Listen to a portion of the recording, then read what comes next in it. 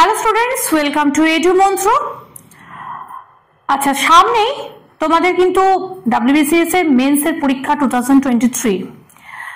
এছাড়া আরো কিছু পরীক্ষা আছে, সেই বিষয় নিয়ে আজকে আমাদের এই ভিডিওতে কিছু আলোচনা করব। দেখো, প্রথমে যে পরীক্ষাটা কথা বলতে চাই সেটা হচ্ছে যে এর সঙ্গে সঙ্গে তোমাদের কিন্তু মিসলেনিয়াসের পরীক্ষা আছে। এই মিসলেনিয়াসের যে পরীক্ষাগুলো আছে সেই মিসলেনিয়াসের পরীক্ষার জন্য আমাদের এডু মন্ত্র থেকে আমরা একটা কোর্স অফার করছি তোমাদের। সেটা হচ্ছে যে 10টা অনলাইন মক টেস্ট। এই মক টেস্টগুলো যদি তোমরা দাও তাহলে সেক্ষেত্রে এই মক টেস্টের মাধ্যমে তোমরা যে কেমন পরীক্ষা হতে পারে এবং তার কি ধরনের কোশ্চেন পেপার আসতে পারে এবং সেই সম্পর্কে একটা সম্পূর্ণ ধারণা তোমরা কিন্তু পেতে পারো। এবং এছাড়া যে আরো বিভিন্ন বিষয় নিয়ে তোমাদের জ্ঞানটা কিন্তু আরো কিছুটা বাড়তে পারে। এছাড়া আরেকটা জিনিস হচ্ছে, সেটা হচ্ছে WBCS 2024 যারা পরীক্ষা দেবে ভাবছো তাদের জন্য কিন্তু ক্লাস অ্যাডমিশন শুরু হয়ে গেছে। তারা অনলাইনে ক্লাস জয়েন করবে এবং প্রত্যেক বছর আমাদের এখান থেকে বিভিন্ন ছাত্রছাত্রীরা বিভিন্ন চাকরির পরীক্ষায় সাফল্য পেয়ে আসছে।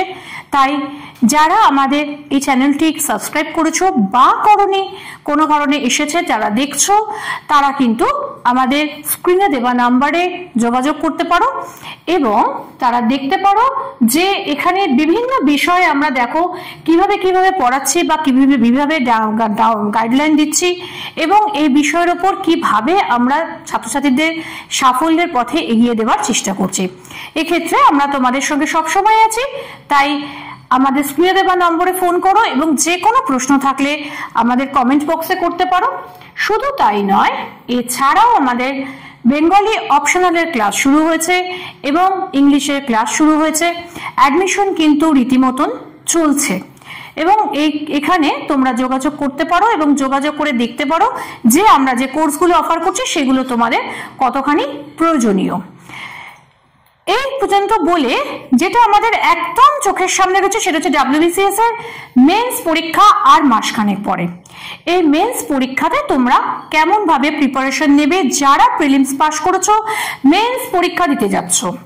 এই মেন্স পরীক্ষা দিতে যাওয়ার সময় তোমাদের কিছু বিষয় খেয়াল রাখতে হবে। সেটা হচ্ছে যে দেখো, মেন্স পরীক্ষা দেওয়ার সময় তোমাদের মাথায় রাখতে হবে যে তোমাদের কিভাবে তোমরা সাফল্যের পথে যাবে। তার জন্য তোমাদের কিন্তু এই মেন্সের মধ্যে যে ল্যাঙ্গুয়েজ যে গ্রুপসগুলো আছে সেগুলো কিন্তু ভেরি ইম্পর্টেন্ট। এবং এই যে ল্যাঙ্গুয়েজ গ্রুপ, এই ল্যাঙ্গুয়েজ গ্রুপের মধ্যে ফার্স্ট ল্যাঙ্গুয়েজ এটা তোমাদের বাংলা, অর্থাৎ ভার্নাকুলার। এই বাংলাতে তোমরা কথা বলো, বাংলা তোমাদের প্রধান সাবজেক্ট এবং এখানে 5টা বিষয় তোমাদের লিখতে হয়। তার মধ্যে দেখো আমরা যে 5টা বিষয় আমাদের লিখি, সেই 5টা বিষয় যেগুলো কি আছে সেগুলো তোমরা নিশ্চয়ই জানো। তবু একবার আমি বলে দিই। প্রথম আসছে বঙ্গানুবাদ, অনুচ্ছেদ যাকে আমরা বোধ পরীক্ষণ বা কম্প্রিহেনশন বলতে পারি, আর হচ্ছে সারমর্ম বা সারাংশ, প্রতিবেদন এবং সম্পাদকীয় চিঠি, সম্পাদকীয় পত্র রচনা এবং সম্পাদকীয় প্রতিবেদন। এই যে 5টা বিষয় আমরা করব, এই 5টা বিষয় এই শর্ট টাইমের মধ্যে আমরা কি করে প্রিপারেশনটা নিতে পারি। প্রথম যে বিষয়টা সেটা হচ্ছে বঙ্গানুবাদ। দেখো, এই 5টা বিষয় যে তোমরা পড়বে, এই 5টা বিষয়ের উপর তোমাদের কিন্তু 40 নম্বর করে আছে। তার মানে 5টা বিষয় 200 নম্বর আছে। তো 200 নম্বরের মধ্যে তোমরা কিন্তু খুব সহজে একটু মন দিয়ে পড়াশোনা করলে কিন্তু তোমরা 150 বা 160 নম্বর কিন্তু পেতে পারো। পাওয়া কিন্তু সম্ভব, কারণ একটু যদি মন দিয়ে পড়াশোনা করো বা একটু যদি টেকনিক্যালি আমরা একটু সেইভাবে পড়াশোনা করি, তাহলে কিন্তু সেক্ষেত্রে নম্বরটা ক্রমশ 40-এর কাছাকাছি পৌঁছাতে পারে। কিভাবে পৌঁছতে পারে তার উপরে কিছু টিপস এই ভিডিওতে তোমাদের সঙ্গে আমি শেয়ার করতে চাই। প্রথম যেটা আসবো সেটা হচ্ছে বঙ্গানুবাদ। বঙ্গানুবাদের ক্ষেত্রে ট্রান্সলেশন কথাটা বলা হয়েছে। ট্রান্সলেট করা মানে কিন্তু ইংরেজি থেকে বাংলায় ট্রান্সলেশন করতে গেলে তোমরা কিন্তু প্রথমে যদি ডাইরেক্টলি আক্ষরিক অনুবাদ করে দাও, সেক্ষেত্রে যে ভাষাটা হয় সেটা কাট শুনতে লাগে। এবং আমি আমার বিভিন্ন ভিডিও যখন আমি ক্লাস করেছি সেই ভিডিওগুলো তোমরা দেখতে পারো, সেখানে কিন্তু আমি বারবারই বলেছি যে আক্ষরিক অনুবাদ কিন্তু কোথাওই করবে না। যেটা করবে সেটা হচ্ছে কি, যে ভাবানুবাদ অথবা তুমি যেভাবে পড়ছো, পড়ার পর তার মানেটা তুমি যতটা যেভাবে বুঝতে চাইছো এবং যেভাবে বাংলার পদসংস্থান হয় ঠিক সেইভাবেই কিন্তু বঙ্গানুবাদটা করলে অনেক বেশি শুনতে ভালো লাগে। যেমন ধরো আমরা যেখানে ইংলিশে যেভাবে বলি, যে কথাগুলো যেভাবে বলি, বাংলাতে কিন্তু সেই কথাগুলো যদি সেভাবে বলি তাহলে কিন্তু কথাটা শুনতে ভালো লাগে না। কিন্তু ওই কথাটাই বাংলা পদসংস্থান রীতি বা বাংলা রীতি অনুযায়ী যদি বলা হয় তাহলে আমাদের শুনতে ভালো লাগে। অতএব এই জায়গাতে খেয়াল রাখবে যে যখনই বঙ্গানুবাদ করবে তখন প্রত্যেকটা লাইন খুব ভালোভাবে পড়ার পরে তার বাংলা কিভাবে হতে পারে সেটা প্রথমেই ভালো করে বুঝে নিয়ে তারপরে লেখাটা শুরু করা উচিত। যদি একটু প্র্যাকটিস করতে পারো এবং বিগত বছরের প্রশ্নগুলি একটু দেখে নাও কি ধরনের এসেছে, কেমন ভাবে এসেছে, তাহলে এক্ষেত্রে বঙ্গানুবাদের ক্ষেত্রে তোমরা কিন্তু খুব ভালো নম্বর পেতে পারো। দ্বিতীয় যে অংশটা থেকে আমরা নাম্বার ভালো তুলতে পারি সেটা হচ্ছে সারাংশ বা সারমর্ম। সারাংশ বা সারমর্মের ক্ষেত্রে আমরা দেখব যে এখানে যে প্যাসেজটা আমাদের দেওয়া থাকে তার 1/3 আমাদের লিখতে হয় এবং একটি শিরোনাম দিতে হয়। 1/3 ক্ষেত্রে অনেকেই যেটা ভুল করে সেটা কি করে, সেটা হচ্ছে যে মাঝখান থেকে কিছু লাইন তুলে বা কিছু পংক্তি তুলে তারা লিখে দেয়। এতে কিন্তু নাম্বারটা ভালো আসতে পারে না। তাহলে কারণ এই ক্ষেত্রে তোমরা কি করতে চাও, যে ভাবো কি যে মাঝখান থেকে বোধহয় লাইন তুলে দিলে বোধহয় সারাংশটা হয়ে গেল, না, এটা কখনোই সম্ভবপর নয়। সেই ক্ষেত্রে তোমাদের যেটা করতে হবে যে সারাংশ যে অংশটা করতে দিয়েছে সেটাকে খুব ভালো করে সারাংশের অংশটাকে ভালো করে পড়ো এবং কতগুলি ওয়ার্ড দিয়েছে সেটা কিন্তু তোমরা কাউন্ট করে নাও। অনেক ক্ষেত্রে শব্দ সংখ্যা দেওয়া থাকে, আবার অনেক সময় দেওয়া থাকেও না। যেখানে শব্দ সংখ্যা দেওয়া থাকে সেখানে তো তুমি বুঝতেই পারলে, ধরে নেওয়া যাক 100টা শব্দ যদি দেওয়া থাকে তার 1/3 করতে হবে, অর্থাৎ 33 এবং 1 34 প্লাস মাইনাস 2 or 3, অর্থাৎ তোমাকে 36 থেকে 37টা ওয়ার্ডের মধ্যে এই সারাংশটি করতে হবে। এবং সেই ক্ষেত্রে কিন্তু এটা খুব ভালো ক্যাচি একটা শিরোনাম বা শীর্ষনাম দেওয়া প্রয়োজন। ক্যাচি কেন হবে? ক্যাচি বলতে কি, যেটা আমাদের প্রথমে দৃষ্টি আকর্ষণ করবে যে কি বিষয়টা নিয়ে তোমাকে বলতে বলা হলো। অর্থাৎ একটা বিষয়তে আমরা যখন করছি, প্রেসি বা সারাংশ করছি, তখন সেই প্রেসিটা করার সময় আমাকে তো বিষয়টা প্রথমেই জানাতে হবে। তো সেটা আমি সেই বিষয়টা কোথায় জানাবো? প্রেসিতে আমরা বিষয়টা জানাবো শিরোনাম অথবা শীর্ষনামের ভিতরে। অতএব শিরোনাম বা শীর্ষনামটা কিন্তু 4 থেকে 5টা ওয়ার্ডের মধ্যে এবং খুব ক্যাচি, অর্থাৎ ভীষণভাবে দৃষ্টিনন্দন করতে হবে, যে শিরোনাম বা শীর্ষনামটা পড়ার পরে আমি বুঝতে পারি যে এই সারাংশের মধ্যে এই বিষয় নিয়ে কথা বলা আছে। এবং চেষ্টা করবে সবসময় যে তোমার 37টা হবার কথা কি 36টা হবার কথা ওয়ার্ড লিমিট, সেক্ষেত্রে তোমার ওয়ার্ড লিমিট হয়ে গেল 40 বা 42টা, এক্ষেত্রে কিন্তু নাম্বারটা কেটে যাবে। অতএব যতটা ওয়ার্ড লিমিট আছে চেষ্টা করবে তার মধ্যে থেকে কিন্তু সারাংশটা করার। যখন এইভাবে করতে পারবে এবং গুছিয়ে লিখতে হবে, লেখাটা যত সুন্দর করে গুছিয়ে লিখতে পারবে তত কিন্তু তোমার নম্বরটা বাড়তে থাকবে। এবং বুঝতেই পারছো যে বঙ্গানুবাদ এবং সারাংশ এই দুটোর ক্ষেত্রে যদি তোমার নাম্বারটা অনেকটা বেড়ে যায় তাহলে ল্যাঙ্গুয়েজে তোমাদের পাশ করার ক্ষেত্রে অনেকটা পথ তুমি এগিয়ে যাবে। তৃতীয় যে বিষয়টা সেটা হচ্ছে কি বোধ পরীক্ষণ বা অনুচ্ছেদের ক্ষেত্রে।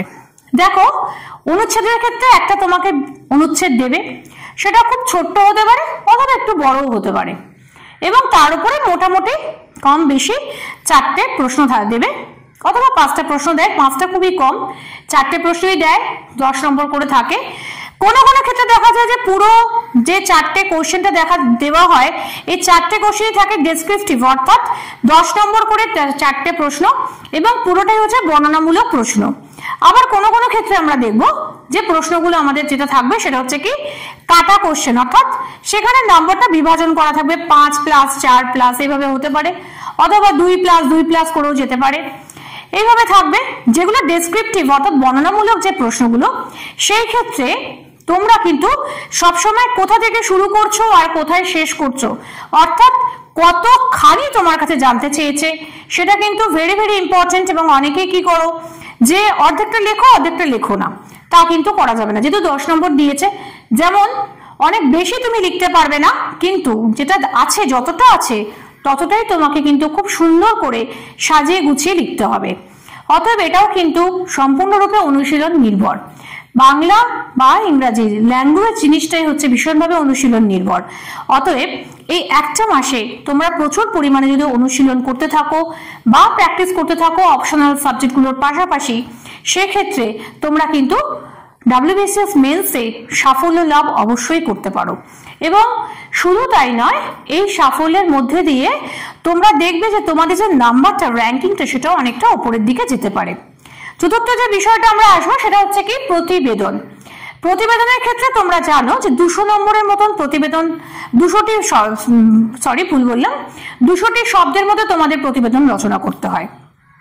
এবং এক্ষেত্রে আমার যেগুলো মনে হয়েছে যে এই মুহূর্তে ইম্পর্টেন্ট, তার উপরে আমি কিছু কাজ করেছি এবং পরবর্তী ভিডিওতে কোনো সময় আমি চেষ্টা করব যে পরীক্ষার আগেই তোমাদেরকে দিয়ে দেবার, যেখানে তোমাদের কিছু সিলেক্টিভ কিছু টপিকস আমরা দেব, যে টপিকের উপর তোমার প্রতিবেদন বা চিঠি তোমরা এই টপিকগুলোর উপর পড়াশোনা করে যেতে পারো।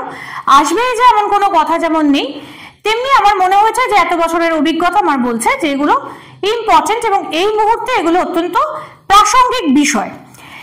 এই বিষয়গুলির উপর তোমরা কিছু পড়াশোনা করে যেতে পারো। আর হচ্ছে যে যখন তোমরা প্রতিবেদন রচনা করবে, এক্ষেত্রেও যেহেতু 200টা ওয়ার্ড তোমাদের দেওয়া আছে, সাজেস্টিভ করা আছে, সেই জন্য এই 200র বেশি কিন্তু ওয়ার্ড, 5টা কি 4টে ওয়ার্ড বেশি হতে পারে, +- 5 or 6 আমরা বলতে পারি, কারণ একটা বাক্য করতে করতে তুমি তো মাঝখানে শেষ করতে পারো না।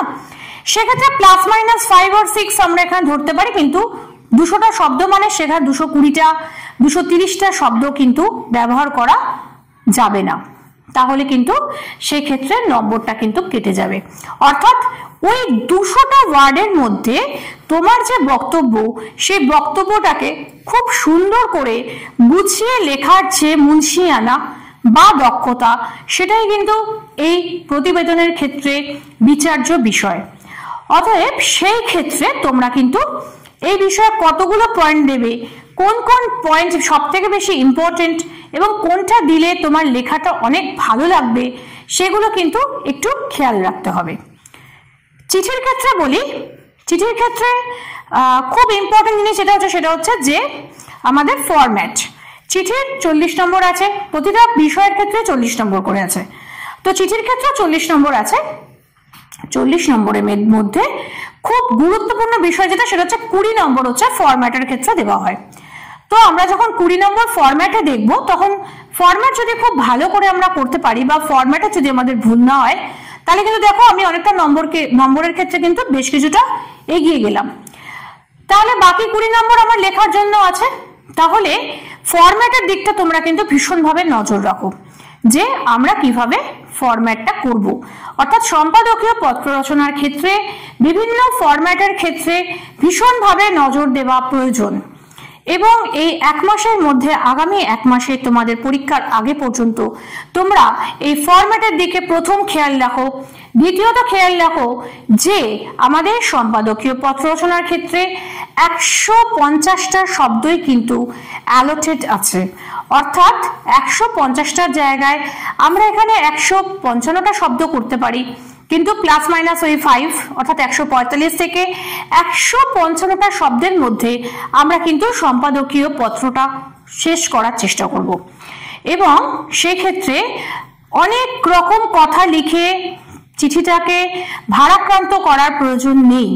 যেটা প্রয়োজন সেটা হচ্ছে যে খুব সুন্দর করে তথ্য সম্বলিতভাবে খুব কম্প্যাক্ট লিখে তোমরা চিঠিটাকে যদি শেষ করতে পারো, 150টার জায়গায় 152-53-র মধ্যে যদি চিঠিটা শেষ করতে পারা যায়, তাহলে সেই চিঠিটা কিন্তু তোমাদের নাম্বারটা অনেকটা ক্যারি করতে সাহায্য করবে। সুতরাং বুঝতে পারলে যে 5টা যে বিষয় আছে, অর্থাৎ বঙ্গানুবাদ, সারমর্ম, অনুচ্ছেদ, সম্পাদকীয় প্রতিবেদন, সম্পাদকীয় পত্র লিখন, এই 5টা বিষয়ের উপরে আমরা যদি একটুখানি মনোযোগ সহকারে পড়াশোনা করি এবং কিছু ফরম্যাট এবং কিছু টেকনিক্যাল দিকগুলোকে খেয়াল রাখি, তাহলে কিন্তু আমরা খুব ভালো নাম্বার পেতে পারি। এবং এক্ষেত্রে আমাদের প্রচুর ভিডিওস আছে যেগুলো তোমরা দেখতে পারো, যেখানে এই বিষয়গুলির ওপর বিস্তারিতভাবে আমি আলোচনা করেছি। এছাড়াও আরো পরবর্তী ক্ষেত্রে, অর্থাৎ আরো বাকি যে সময়টুকুনি তোমাদের কাছে রয়েছে এই 1 মাসের মধ্যে, আমি চেষ্টা করব আরো বিভিন্ন এই ধরনের ভিডিও আনার, যেগুলো তোমাদের পরীক্ষা ক্ষেত্রে বেশ কিছুটা সাহায্য করবে। আমার ভিডিও ভালো লাগলে তোমরা লাইক করতে পারো, কমেন্ট করতে পারো, যে কোনো প্রশ্ন থাকলে, যে কোনো কিছু জানার দরকার থাকলে অবশ্যই আমাকে কমেন্ট করে জানাও, বন্ধুদের মাঝখানে শেয়ার করো, এবং এই ভিডিওগুলো পাওয়ার জন্য অবশ্যই এডুমন্ত্র চ্যানেলটিকে সাবস্ক্রাইব করো এবং পাশে বেল আইকনটা প্রেস করে দাও, তাতে যে কোনো ভিডিও যখন প্রথম আসবে তখন সেটা তোমাদের কাছে প্রথম দেখা যাবে। আজকের জন্য এইটুকুনি, ফিরে আসবো খুব তাড়াতাড়ি অন্য কোনো ভিডিও নিয়ে, এবং যেখানে তোমাদের সাহায্যার্থে বেশ কিছু বিষয় থাকবে।